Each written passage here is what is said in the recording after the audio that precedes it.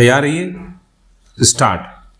कहावत है उल्टा चोर कोतवाल को डांटे। कनाडा को लेकर यह कहावत 100% सटीक बैठती है। भारत पर अनर्गल आरोप लगाने वाले कनाडा में एक दिन पहले हिंदू मंदिर पर हमले के दौरान बच्चों व महिलाओं से मारपीट की घटना ने वहां की सरकार की कार्यशैली की पोल खोल दी है। खालिस्तान समर्थकों के इस उपद्रव के बाद दुनिया ने देख लिया कि हिंसा के समर्थन में असल में कौन खड़ा है। आश्चर्य की बात तो यह है कि पुलिस की मौजूदगी में श्रद्धालुओं पर हमला किया गया। यह घटना सरकारी मिलीभगत की ओर संकेत करती है। कनाडा के प्रधानमंत्री जस्टिन ट्रूडो ने भले ही हमले की निंदा की हो, लेकिन सब जानते हैं कि उनके सत्ता में आने के बाद से ही भारत कनाडा के बीच संबंधों में खाई लगातार बढ़ रही है। इसका कारण भी किसी से छिपा नहीं है। ट्रूडो सरकार कनाडा में बैठी भारत विरोधी ताकतों का समर्थन कर लगातार आपसी संबंधों में कड़वाहट भरने का काम कर रही है। भारत में मोस्ट वांटेड अनेक खालिस्तानी समर्थकों को वहां की सरकार आश्रय व शह दे रही है। कनाडा की आंतरिक राजनीति इसकी बड़ी वजह हो सकती है। पिछले दिनों भारत के गृह मंत्री पर बेबुनियाद आरोप लगाकर कनाडा सरकार अपने ही गुने जाल में फंस गई लगती है। वहां अल्पमत सरकार का नेतृत्व कर रहे ट्रूडो देश की अहम समस्याओं से जनता का ध्यान हटाने के लिए ही शायद भारत विरोधी अभियान को हवा दे रहे हैं। दुनिया जानती है कि आतंकवाद ने भारत को कितना नुकसान पहुंचाया है। अब दुनिया के दूसरे देश भी आतंकी हमले झेल रहे हैं। आतंकवाद के खिलाफ संघर्ष में भारत दुनिया के दूसरे देशों को साथ लेकर चलना चाहता है। ट्रूडो के आरोपों से भारत की छवि पर तो विपरीत असर पड़ने वाला नहीं, बल्कि वे स्वयं जरूर मुश्किल में पड़ गए हैं। मंदिर पर हुए हमले के बाद भारत सरकार ने कनाडा सरकार को साफ साफ चेतावनी दे डाली है। कनाडा अगर फिर भी बाज नहीं आया तो भारत के लिए उसके साथ औपचारिक संबंध बनाए रखना भी मुश्किल हो जाएगा। एकाध देशों को छोड़ दें तो दुनिया के तमाम दूसरे देशों से भारत के संबंध मित्रतापूर्ण ही हैं।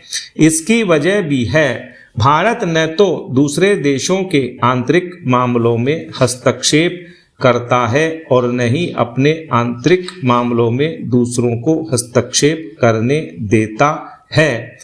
भारत के दबाव में कनाडा ने 3 खालिस्तान समर्थकों को गिरफ्तार जरूर किया है, लेकिन यह कार्रवाई भी दिखाने की जान पड़ती है।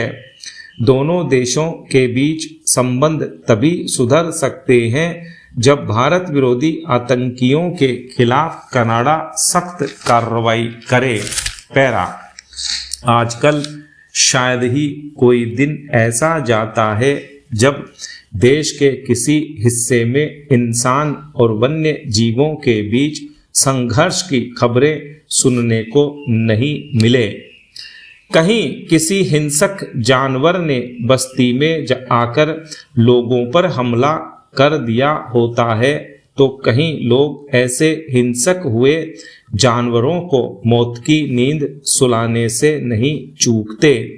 रणथंभौर बाघ परियोजना की कुंडेरा रेंज के पास मृत मिले बाघ T86 को लेकर मेडिकल बोर्ड की रिपोर्ट में साफ हो गया है कि यह कोई दुर्घटना नहीं बल्कि सीधे सीधे बाघ की हत्या का मामला है।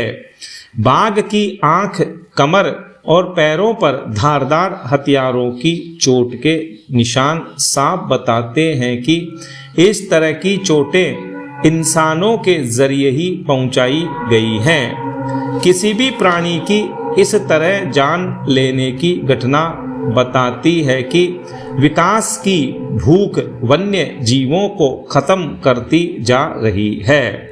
लगातार हो रहे शिकार, इंसान और वन्य जीवों के बीच हो रहे संघर्ष ने वन्य जीवों की कई प्रजातियों को संकट में डाल दिया है। इसका सबसे बड़ा कारण है इंसानी आबादी का दबाव। जंगल कम हो रहे हैं, साथ ही वन्य जीवों के अनुरूप प्राकृतिक वातावरण भी घट रहा है।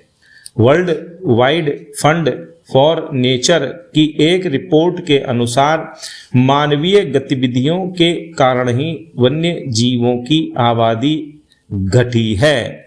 केंद्रीय वन और पर्यावरण मंत्रालय ने वन्य जीवों के संरक्षण और स्वच्छ पर्यावास के लिए 15 साल के लिए एक राष्ट्रीय वन्य जीव योजना की शुरुआत भी की है। वर्ष 2031 तक के लिए तैयार की गई इस योजना का लक्ष्य वन्य जीवों के लिए सुविधाओं की व्यवस्था, जलवायु परिवर्तन और ग्लोबल वार्मिंग जैसी समस्याओं से निपटने की रणनीति तैयार करना है। लेकिन नतीजे कहीं दिख नहीं रहे। कम होते जा रहे जंगलों के कारण वन्य जीवों की मुश्किल बढ़ रही है। विशेषज्ञों के अनुसार एक नर बाघ को स्वतंत्र विचरण के लिए 60 से 100 वर्ग किलोमीटर क्षेत्र की जरूरत होती है। जंगलों के लगातार कम होने से वे भोजन और पानी की तलाश में बाहर निकल जाते हैं।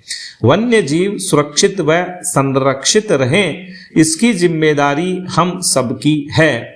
जब तक जंगल कटते रहेंगे, मानव वन्य जीव संघर्ष को टालने की बजाय बचाव के उपाय करना ही संभव हो सकेगा।